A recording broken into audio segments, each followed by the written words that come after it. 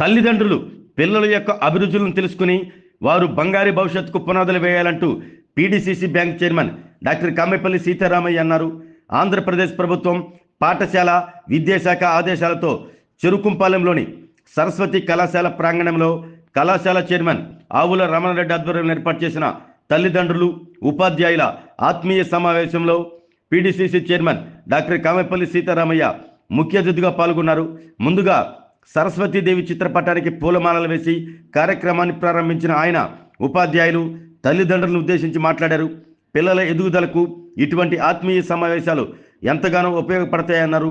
ఎదుటివారి పట్ల స్నేహపూర్వకంగా మెలిగినప్పుడే సమాజంలో మంచి స్థాయిలో నిలుస్తామంటూ అందుకు ఉదాహరణగా కళాశాల చైర్మన్ ఆవుల రమణారెడ్డి అంటూ కొనియాడారు. మరో అతిథిగా పాల్గొన్న ఎలక్ట్రికల్ ఈఈ ఎం హరిబాబు మాట్లాడుతూ విద్యార్థులకు మాతృభాషలోనే విద్యాభ్యాసం జరగాలని అన్నారు.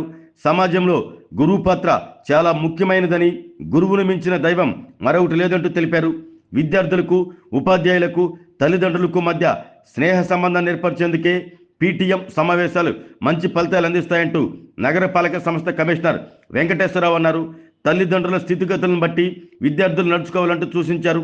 ఈ కార్యక్రమంలో కళాశాల డైరెక్టర్లు గణేష్ రెడ్డి, శంకర్ రెడ్డి, సిఇఓ నాటకం సురేష్, కళాశాల డీన్ సురేంద్ర, వెంకటేశ్వర్, ప్రిన్సిపల్లు మల్లేష్, రావూరి శ్రీను, మీరారెడ్డి, రాజేష్, సురేష్, శ్రీదర్జ మాధవి, అనిత, నాగజ్యోతి, ఉపాధ్యాయులు, తల్లిదండ్రులు, విద్యార్థులు పాల్గొన్నారు.